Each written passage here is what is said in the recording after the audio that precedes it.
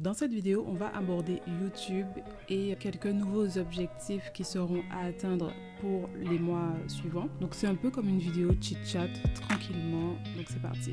Alors là du coup, ça fait 6 mois que je suis sur YouTube, donc j'ai commencé en novembre. Je vais vous donner un petit peu mon processus d'élaboration de vidéos pour que peut-être que toi, si tu as envie de te lancer sur YouTube, pour que tu puisses savoir comment ça s'organise. Lorsque j'ai commencé sur YouTube, j'avais 14 abonnés, puisque la chaîne en fait je l'avais depuis pas mal d'années déjà et je postais diverses vidéos variées, etc. Donc du coup, lorsque j'ai repris la chaîne YouTube en novembre 2021, j'avais déjà 14 abonnés.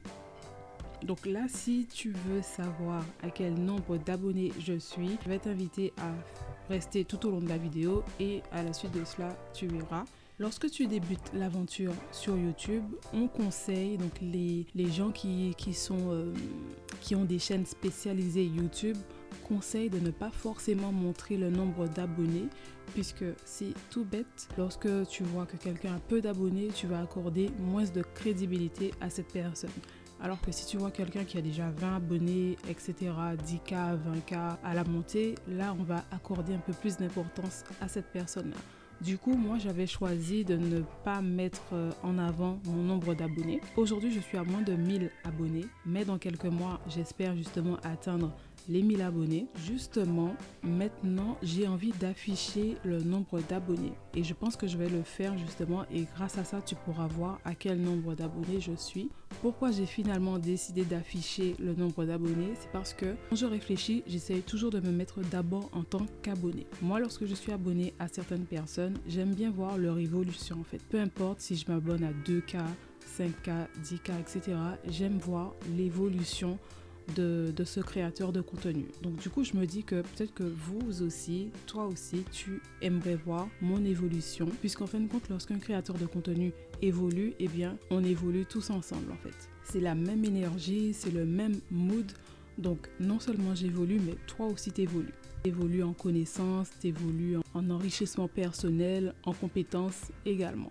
Concernant le processus d'élaboration de vidéos, donc il y a pas mal de choses à savoir. Moi, ma thématique, c'est les business. Business en ligne, business physique. Du coup, ça passe par plusieurs méthodes. D'abord, il faut que tu cherches l'idée de contenu de la vidéo. Pour ça, moi, j'utilise principalement YouTube ou Google. Donc là, ça va me donner des idées de sujets, de vidéos à créer. Ensuite, j'écris le script. C'est très important d'écrire un script de tes vidéos. Puisqu'en fait, lorsque tu vas allumer ta caméra, tu vas réduire le nombre de A, E, I, O, U. Tu vas aller vraiment droit au but. Donc, tu passes du temps à écrire ton script, mais c'est vraiment pour en gagner par la suite lors du tournage de tes vidéos. Ok, donc là, par exemple, je suis sur Notion. Donc ici, comment gagner de l'argent sur Canva, ce sera l'idée, le prochain sujet de ma vidéo. Bon, là, c'est une vidéo qui est déjà sortie, ok? Donc voilà, ici, là, j'écris le titre et moi, je structure mes vidéos de cette façon. J'écris l'introduction. Ensuite, ici, on retrouve les étapes, les points clés que je vais aborder dans la vidéo. Et après, on va retrouver généralement la conclusion. Donc là, je ne l'ai pas mis, mais habituellement, on a la conclusion. Quand tu déroules au niveau de l'introduction, par exemple, tu vois que j'écris des phrases. Ok, là, c'est le contenu, etc. Donc, selon le type de vidéo, ça peut être plus ou moins détaillé. Là, c'est pas forcément détaillé, mais il y a des vidéos où je détaille beaucoup plus. Donc, j'écris le script sur Notion. C'est aussi à ce moment-là où je vais me demander comment je vais traiter le sujet. Est-ce que je vais faire une vidéo face cam? Donc là, à ce moment-là, je me filme moi, je branche le micro et ça va vite, ça se monte vite. Ou est-ce que je vais me filmer moi et filmer le PC également? Parce qu'il faut savoir que ce sont deux types de vidéos différentes. Donc pour la mise en place du tournage de tes vidéos, ce sera un petit peu différent. Donc une fois que j'ai élaboré le script de la vidéo, je vais tout simplement tourner. Donc je vais tourner la vidéo. Contrairement à ce qu'on peut penser, tourner les vidéos, ça prend quand même moins d'une heure. Moi, je pensais que ça prenait plus d'une heure de tourner des vidéos, mais pas du tout. Une vidéo me prend moins d'une heure. Par contre, les premières vidéos que tu vas faire seront longues puisque tu vas énormément chercher ton setup en fait. Moi, j'ai eu beaucoup de difficultés à savoir où je plaçais le trépied. À un certain moment, j'ai trouvé l'astuce de marquer marquer, tu vois, je prenais un marqueur, je marquais sur le mur ou à terre où je devais vraiment placer le trépied. Maintenant, je le fais plus et je vais beaucoup plus vite dans le tournage de mes vidéos. Et une chose aussi qui fait que je vais vite, c'est que forcément, j'élabore le script au préalable. Alors, pour le tournage de vidéo, il n'y a pas forcément de secret. Par contre, je vais te donner des petites choses que je ne savais pas forcément. Donc, il faut savoir que les trépieds pour smartphone, appareil photo, il faut les choisir de très bonne qualité. Exclus les trépieds qui sont en plastique parce que c'est super fragile en fait. Voilà, c'est ça. Les trépieds sont super fragiles, surtout lorsque tu les choisis en plastique. Le jour où j'ai eu un trépied lourd en aluminium, je me suis dit ok, la différence elle est là, ok. Donc il faut vraiment avoir un trépied de qualité. Pareil pour la softbox, c'est quelque chose de très fragile, surtout au niveau des lampes. Des fois tu vas trouver des lampes en verre, des fois en plastique, mais le pied aussi peut être super fragile. Donc ça, il faut faire attention à ça.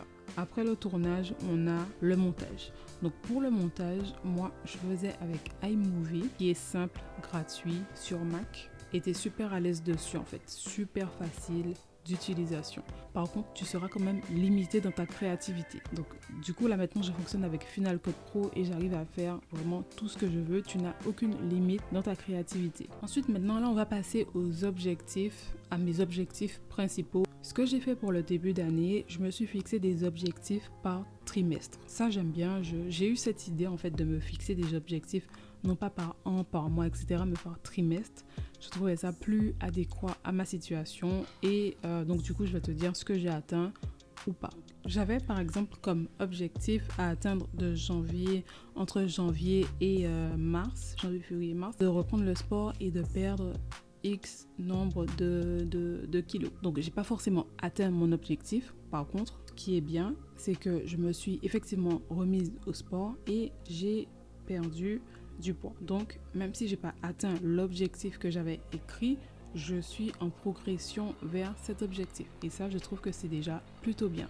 J'avais également un objectif de faire 100 000 impressions sur Pinterest. Donc là, c'est un objectif que j'ai pas atteint, mais également j'étais en progression. Et puis en fait, finalement, j'ai laissé tomber. Mais c'est ça les objectifs. Il y en a qu'on atteint, il y en a qu'on n'atteint pas. Il y en a que finalement on réévalue. J'avais d'autres objectifs également, de faire mon site internet et blog. Donc ça, j'avais mis fin avril. Donc en mai, il y aura l'ouverture officielle de mon site internet et je vais te montrer le processus par lequel je suis passée pour créer entièrement ce site. Et donc voilà, donc là je vais établir mes nouveaux objectifs. Donc encore une fois, je fais sur Notion. Donc moi, lorsque j'utilise Notion, je suis très directe. C'est vraiment pour organiser toutes mes idées. Je ne suis pas dans mettre des couleurs, mettre des images, des émoticônes, etc. Non, pas du tout. Je suis très, très, très basique à ce niveau et ça me permet de perdre moins de temps. Donc, les objectifs seront autour du sport, la lecture, business. Donc là, les prochains objectifs vont tourner autour du sport, de la lecture, du business. Et je dois réfléchir encore. Ok, là, je suis très brève sur les objectifs. Mais après, par la suite, je vais vraiment détailler. Ok, il faut vraiment formuler de cette façon. Par exemple, je perds 20 kilos. Ok, il faut vraiment mettre les choses au présent et être très, très, très concret. Je vais vraiment prendre le temps au calme de fixer vraiment tous mes objectifs et de les écrire. Donc c'est comme ça que tu dois faire. Et après, par la suite, je vais écrire sur un canevas mes objectifs et après je mets en fond d'écran sur mon téléphone pour que je les ai toujours en tête. D'ailleurs, l'un de mes objectifs est de reprendre la lecture. En ce moment, donc je me suis dégoté ce livre. Donc c'est Avaler le crapaud. Avaler le crapaud. Donc 21 bons moyens d'arrêter de tout remettre au lendemain pour accomplir davantage en moins de temps. Je crois que j'ai tout abordé. Donc voilà, c'était une toute petite vidéo pour te montrer un petit peu le processus qu'il y a derrière les vidéos et comment j'établis mes nouveaux objectifs. D'ici juillet, j'espère avoir atteint les 1000 abonnés. Donc je vais tout faire pour, postant des vidéos qui vous plaisent bien sûr. On se dit à la prochaine pour une autre vidéo. Bye.